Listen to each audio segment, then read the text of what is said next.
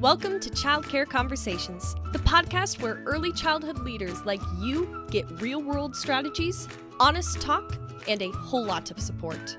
Whether you're running one center or many, we're here to help you lead with confidence and clarity. This episode is brought to you by our summer partner, Childcare Business Growth, your go-to solution for filling spots, increasing revenue, and scaling your childcare business without the burnout. We're proud to partner with a team that's as committed to your success as we are. Learn more at childcarebusinessgrowth.com.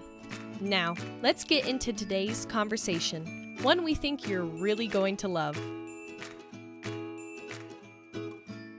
We are so excited to have a guest today that's going to share with us all kinds of goodies related to, well, I'm just going to say dealing with everybody's emotions, not just our own, not just the children in our classrooms, and not just our teachers. And so Diane Goyette is with us today. And Diane, why don't you introduce yourself real quick, and then we are going to start our conversation. Thank you so much, Kate. So I'm delighted to be here with you two today. And what I would like to say about myself is just a little snippet about why I am on the mission that I'm on right now, which is to support the adults who work with young children, whether they're parents or teachers or administrators or in any other role, because your work is so incredibly important. It's hard, it's challenging, and we need for you to have the support so that you can then fulfill my vision, which is a more compassionate world where supported adults cherish and nurture each and every child. And I would say, including the challenging ones, because that's part of the reason is my background is in typical child development. And then I had a daughter who was anything but typical. And she brought me on a parenting journey that I have to say I was quite reluctant to go on. And but finally, after, she grew up and we are still figuring things out, I feel like I have figured out enough to give you a framework that not only supports children with challenging behaviors, the emotional needs that they have, but also your own emotional needs, your teachers, and it works with spouses, significant others, or kids, teenagers. So anyway, Well, I'm just so excited to share that with you. Absolutely, Diane. I'm so excited to get to that framework. But let's just talk a little bit about the directors who are listening. And Carrie, I know that you've got some thoughts on what you've been hearing from directors in the last probably 6 or 7 months. And so I'm going to toss it to you to then toss it to Diane. Well, so this school, the 2024-2025 school year, and now as we're going into the 2025-26 school year, that just hurts my head. But what I've been hearing a lot about is that there are so many more kids who are having emotional needs or are at least perceived to be diagnosable.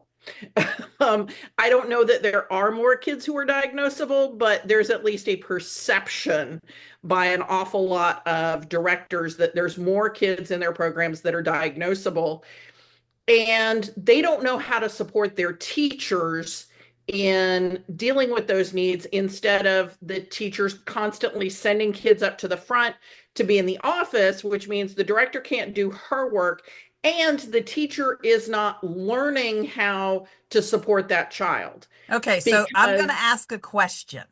Uh-oh.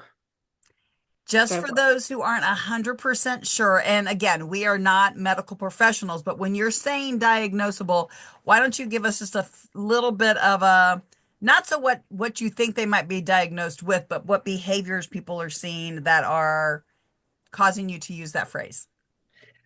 Okay, so what people are seeing in the classroom is that they're seeing a lot of kids who have poor emotional regulation, poor impulse control, and low frustration tolerance.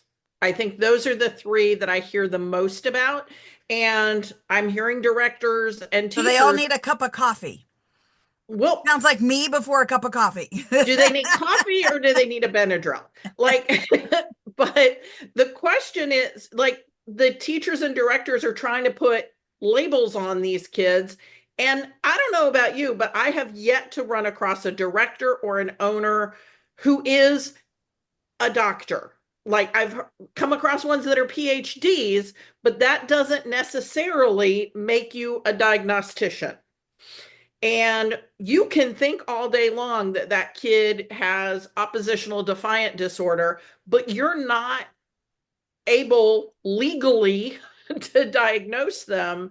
And what we have to deal with, since we're not the ones diagnosing, is how do we support the teachers to support the kids and help the teachers learn and grow in how to handle all of that. And, you were talking, Diane, about supporting their emotions as well as supporting the kids' emotions. And so I think that that is very, very important, because just passing on the quote unquote problem children from the classroom to the office doesn't serve the child, doesn't serve the teacher, and doesn't serve the administrator. Now, sometimes the teachers think it serves them because they've gotten that problem out of their room for that 15 minutes. But that kid's going to be there in 30 minutes, and they're going to be there the rest of the day and tomorrow and the next day. So it doesn't really serve the teacher. So, Sorry, I'm no, I was jumping going to in say, so on you, Diane, Carrie. how do we help with that? Um, Interesting that you should start there, which is actually the number one priority that the priority emotional need that we all have, especially young children who are living in the emotional and survival part of their brain, and that is the need for connection or relationships. What brain research has taught us, especially in the last 10 years, but ever since the 90s, we learned so much about how children's brains grow and develop and what they need to thrive. And the most important, I'm going to paraphrase one of my favorite quotes from the Harvard Center on the Developing Child. And they say basically that the most important factor for children to develop that resilience, that ability to regulate their own emotions and everything is the caring, supportive relationship of one, at least hopefully one adult. Like a teacher. And so Like a teacher. exactly. And that's where, exactly. So here's the thing. It's good news for you, but it means you have to support your teachers. Those of you who are directors, I'm saying it's actually good news for everybody, because have you ever noticed that if you have something that's easy to do and so you get through it and then you're just kind of like, yep, okay, that went well. And so yeah. Now, picture that kid that comes to your teacher's classroom, the one that the teacher kind of goes, ugh, why are they never, ever, ever absent? Okay, that was my daughter, just so you know. And not that I sent her to school sick, but she really didn't like ever have colds and strep throat or anything for a long time. So she was always there. She had very challenging behaviors. And I talk in circles sometimes, so I just want to circle back for just a second to the diagnosable part and share some wisdom from another of the experts I based my framework on, and that is Dr. Ross Greene, who wrote a book called The Explosive Child. And he says he calls some children explosive because it seems like something happens and their behavior just, like an explosion. And he says, these children have these behaviors and they can be all over the, as he puts it, psychological map. Okay. So the good news also is we don't have to be diagnosticians. We don't need to know what that label is, because Dr. Greene is telling us it doesn't matter. What matters is what's happening in their brain and body in that moment, how we support them in the classroom, and then the skills that they need to build later when they are calm and ready to take in information. And so I just wanted to throw that in there so that you would know that Don't worry about that. And you're not going to worry about solving the child's emotional regulation problem in the moment when the teacher's having a rough time, because guess what? That teacher needs to have that primary relationship with that child. So And Diane, believe me, it is, yes, I was going to say, I have a question. yes. You've referred to your framework. Does your framework have a name, or how do we want to reference your framework other than your framework? Ah, thank you so much for mentioning that. It was so funny. Somebody told me it needs a sexier name. So if I'm open to suggestions, Oh, but for Carrie's always right about now, getting something sexy.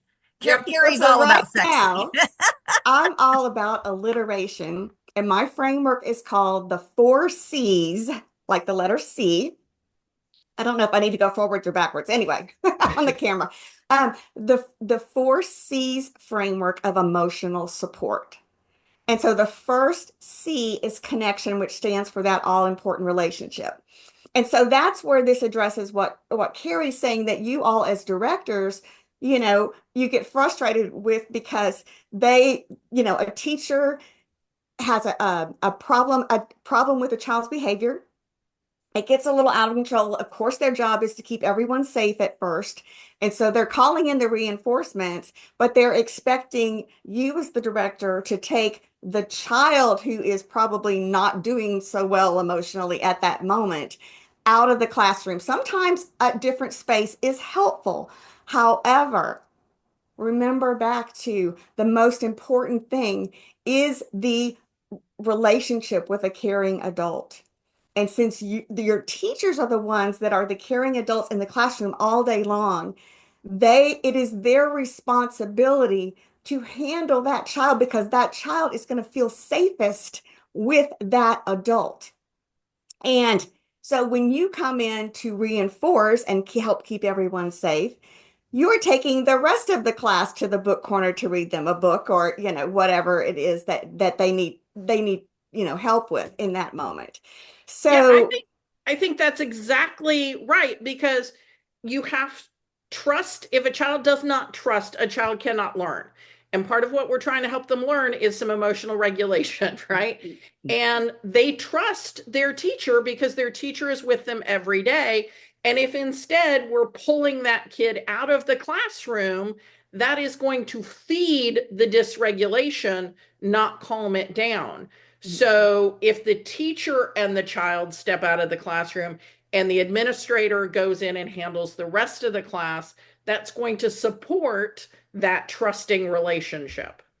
exactly. And in my trainings about the 4 C's framework, I talk at length about strategies within each C. But today, I'm sure we just only have time to skim the surface. So I'm just going to tell you what the 4 C's are, and but let you know that there are some pretty simple strategies that you can use both in the moment when the child is upset, as well as later on, where you strengthen that relationship so that the child feels safe and they feel like they can trust you. All right, so Now, I'm gonna jump back real quick, just because I want to just remind everybody, if you're listening, and I know we've talked about kids who perhaps are diagnosable, but remember, some days kids are just having a bad day, or they're looking for something maybe they're not getting at home. So it may not have anything really wrong. It could just be they're the attention seeking child. So, and so when we do separate them out and send them down to the office,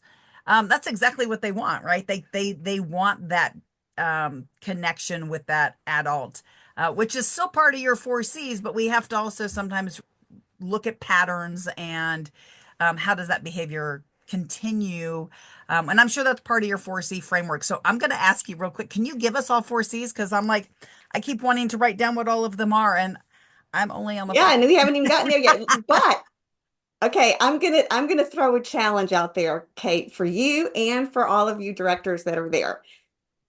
Saying that a child is having attention-seeking behavior comes from a behaviorist approach, where we look at what is this child either trying to get or get out of in the classroom. Mhm. Okay. And hopefully we'll have time where I can share a little bit more about this brain body connection and the stronger messages that are coming from inside the child. So I just want to challenge all of you. If you haven't heard of this before, just reframe, just switch that word. And instead of calling it attention seeking, call it relationship seeking, because we all need to feel safe with who we are with. And perhaps they don't feel safe because somebody just bumped into them or knocked over their block tower or whatever. They are seeking relationship with you. You know, maybe they're not toddler age, but picture that we all do this. We run to the skirt, if you will, right? When I got in a fender bender with my husband's new car, I was very, very upset. And I run to him. Kind of hysterical, I might say. But anyway, we all do that. So anyway, I just wanted to throw that out for you all as a point to ponder. Okay, so here we go. The four C's, basically three of them are three, what I call the three C's of co-regulation. And I hope you know what that is, where we, share our frontal lobes with them and our emotional regulation with them. So that's connection, which we just talked about already. Calming, because telling a child, go over there and calm yourself is not very effective, because guess what? They're relationship seeking in that moment. They need us. They're clinging to our skirt, so to speak. And so we have learned from this brain research that it's better not to separate the child immediately. If they're ready to go to the calming down corner themselves, that's great, but it needs to be the child's choice. So connection, calming, and then the third C of co-regulation, and this is my own take because this is one of my favorite words, compassion. Compassion means empathy with a desire to help. Okay, empathy is I understand how you're feeling. Yeah, I know what you mean. I don't like coming inside on a beautiful day either. That's empathy.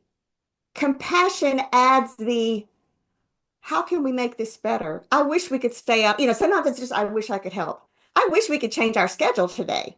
Or, I'm right here to help you. Let's blow bubbles together or whatever. So connection, calming, and compassion, it's not a 1, 2, 3. It's an all melded together kind of way that we give emotional support to children who are acting out, melting down. And yes, even the ones who did something that we think is just totally mean in the moment, because typically, again, think about this for a second. It's called fight or flight. I know you're familiar with that. Yeah. This is a stress response because your brain stem is constantly going around, am I safe? Am I safe? Am I safe? Your emotional center, the limbic area where your amygdala is scanning the environment going, do I belong? Am I loved? Do people care for me? Okay. When those things are activated, and it can be perceived because of, you know, this bad guy with a deep voice, and then somebody else with a deep voice comes, I mean, let's not assume it's the family's fault necessarily, but what I'm just saying is it's complicated. And so at any rate, when the brain is doing that, it's sending these chemicals, right? Cortisol in the brain, adrenaline through the body, and all the other stuff I don't know about. And giving that child or adult, as the case may be, we've all lost it, I hope, to run away or to fight. Now, Yep. that's a very powerful message. It's coming from inside. And these little people, they haven't been around but only months, if you think about it. And Absolutely. So what's number 4? hang on, let me just finish this thought. I promise I'll get to it. I promise. But I've got to throw this in there, because let's not punish children for listening to their bodies. Of course they can't hit and run away, but that's what their body's telling them. So that's why we give them the 3 C's. Okay, I was wrapping it up, but thank you for the reminder. Okay. I'm like, Now, no, I the want number fourth 4.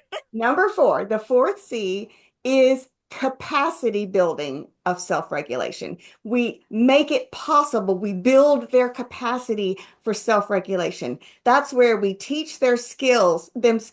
We model for them. We play games that get them to stop and think, because research shows that helps them build the emotional regulation skills.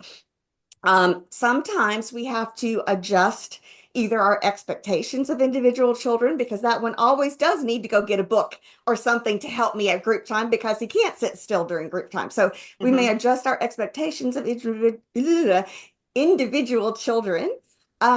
Or we may adjust the environment as a whole because it may be overstimulating at some times or whatever. So capacity building has lots and lots of strategies, and it's basically it's a combination of all those developmentally appropriate practices that you do, to teach children other skills and manage the classroom and all that other stuff. So it's not really something new, except for that we can then provide connecting activities to build the relationship so that children feel stronger emotionally and safer and And I hopefully can see won't fall Carrie, apart so Carrie's easily. trying really hard to be nice and let you finish. But I can see her. She's going, it's right here. It's right here. Okay, Carrie. Well, Okay, there go is a ahead. thing on the tip of my brain, which is two of my favorite ways to help kids calm and center are blowing bubbles and playing with Play-Doh.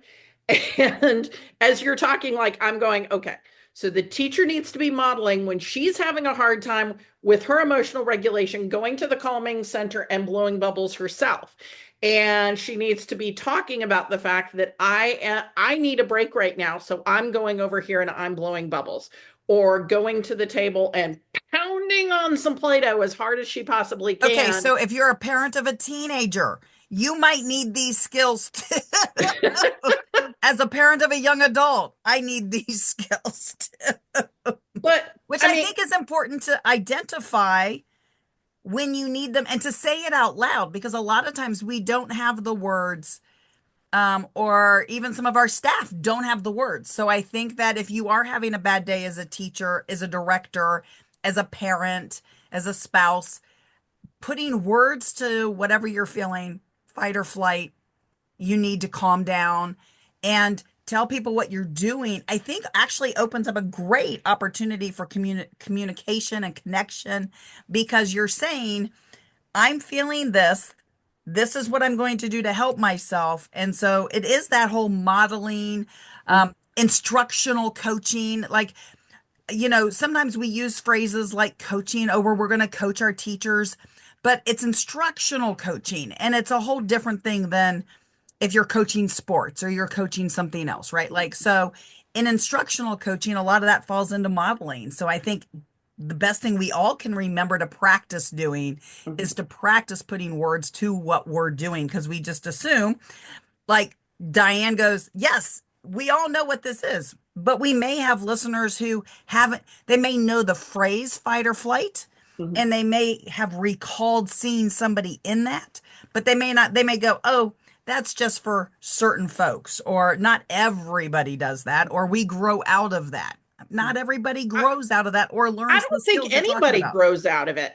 But And but I think there are people who think people do, because they yeah, think, because maybe. we've learned to regulate, and I use that, those air And quotes. again, it's that whole the all four C's, helping the teachers understand that I am helping you connect with me as your leadership, and I am helping you build capacity by coming into your classroom when you need a challenge, when you're having a challenging moment, and giving you the tools to co-regulate.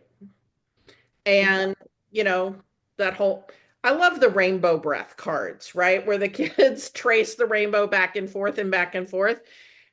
And I have met some adults who need to have rainbow breath cards in their pocket, because when they get all wound up, they don't know how to de escalate themselves. And I think as a director, sometimes our job is to help our staff de escalate themselves, because they take it as a personal affront that that kid's not listening to me, or they're being disruptive. Or my favorite is when they go, oh, they're just trying to manipulate me. It's a 2-year old. That 2-year old is not trying to manipulate you. They're trying to get their needs met. Like, Right. That's giving them a little too much thinking credit, and so that's the issue too, is that um, we need to remember that the younger the child, the stronger those messages from their brain and body, from the internal messages are, they're actually 80% of the communication is coming from the body to the brain versus the other way around. So I used to say if a child saw a child, throwing blocks in the block area, and I'd walk over and I'd say, I can see you're choosing not to play with blocks. Well, actually, that child probably didn't choose that. They got dysregulated and they did the fight or flight thing. Yep. And so it just kind of, that's why I wanted to add that in as we were talking about the 3 C's of co-regulation. And the other part is when we talk about strategies for the calming, the first part of that, of course, is to stay calm yourself. And can I just share one strategy that I love that's very simple? Absolutely. It came from Becky. I can't take credit. It came from Becky Bailey of Conscious Discipline, another of my heroes that I based my model on. And you take 3 deep breaths and you tell your brain, I kind of referred to this already a little bit, your brainstem needs to feel safe, your limbic area needs to feel loved, and then your thinking area needs to be ready to think. So you take 3 deep breaths and you tell your brain, in a positive ways what it needs to do, because it actually is better, more effective than counting to 10. And so you take a deep breath and you say to your brainstem, I am safe. Take a second deep breath and you say to your limbic area, I am loved. And you take a third deep breath and you say to your executive functioning skills in your frontal lobes, I can handle this. I am safe. I am loved. I can handle this. Works for me in traffic every time. You just brought up a great point, and that is exactly what I kept thinking in my head was how even what you're talking about to our directors, to our staff, are things they can apply every single day. And it's a great argument for why phones should not be in a classroom, because we've all had that day where we've had that one text message that's just kind of put us in a mood, or whatever. And it's hard to get out of it because we're cycling through, we're trying to remember it so we can deal with it later instead of taking ourselves and putting us in the calming corner and, dealing with it. And I think that this is, I mean, to me, this could be a great argument for why personal cell phones, smartwatches, those kinds of things shouldn't necessarily be in a classroom when a teacher really needs to be with the children in their classroom. Because if the children are struggling with their own fight, flight, capacity, compassion, lack of connection, right? All those things. If we are a teacher or an adult who is struggling through a lot of the same things these kids have been dealing with the last 5 years, and a lot of us probably haven't really sat down and went, well, yes, our connection is our piece of technology. And there's a reason why we hold it all the time and we need it all the time, is because that is the connection we've had the last 5 years, because we didn't have people. We couldn't necessarily connect to our extended people group. And Kate, that's bringing us all the way back full circle to where we started when Carrie was saying how it looks like children are having more challenging behaviors. And it's because, for some of our younger kids, they started life during the pandemic, and it does have an impact. And we do need to focus our time in the classroom on human connections. The babies' brains are wired first and foremost to focus on people's faces. There's a reason that this far away, I don't know if you can see my arm. So I'm holding my arm up as if I'm holding a baby. And that distance from my arm to my eyes is pre-programmed to babies' brains. That's what they can focus on. And then as they grow, they are pre-programmed to learn from the 3D environment, and they discover their toes and their fingers and rattles, and on it goes. We are not programmed for screens. Okay. We're not. When they have done research and showed babies a screen and it looks like the baby's kind of having fun with it, when they wire the kids to, whatever non-invasive thing they do to figure out what part of the brain is firing up, which means it's active, guess what it is? The stress response. Which is so my brain is now going, okay, we have to have her back for a second visit, because I now want to do a whole one on security objects with you, because we were talking about the blankets having become the security objects for the adults. And I know so many programs who are like, you can't bring anything from home. And I'm like, but you're letting everybody bring their phones into the classroom, but you won't let a kid bring their blankie. I want to do a whole session on that. Security items. I would have and- I and would how have had that I would have feeds had a really hard time. I was a blanket kid till I was 7 or 8. So, and I have children. I have 4 children, and they all had their version of that. Whether it was Yep. a stuffed dinosaur or a pink Right. rabbit or a brown rabbit or whatever it was. whatever it was. But Yeah. I don't know why, but that is in my head right now, as we have to have Diane back on so that we can talk about how security objects and letting kids have them plays into their sense of connection and their ability to self-calm. So that Exactly. gets 2 out of our 4, and having the compassion to let kids get their own security. I just got 3 of the 4 C's by just going, we need to be able to have a blankie. But I really want to have a whole conversation about security objects. Actually, I think that's a book. I think that is like, you guys need to write a book on that one, which is the I need a blankie and why it's okay to be 7 and still have it. Because there was definitely Or 34, because or these 56. little guys behind me, these Yeah. are my daughter's security Tapeworms. objects, because she has special needs, including autism and other things. And that truly is something that she can have in her purse or pocket. And it's just something that's soothing for her. If we have a conversation on the phone and she says, Mom, I need some TLC.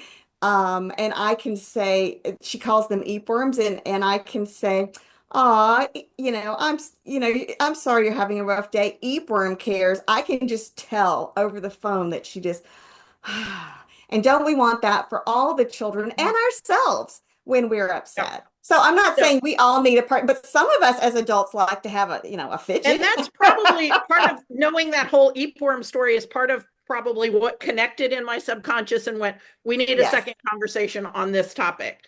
Oh, that would be delighted. You know what? Maybe we could pull Corinne into that one. But there's think that'd also be probably something in your pocket, Carrie, that might have also reminded you of that.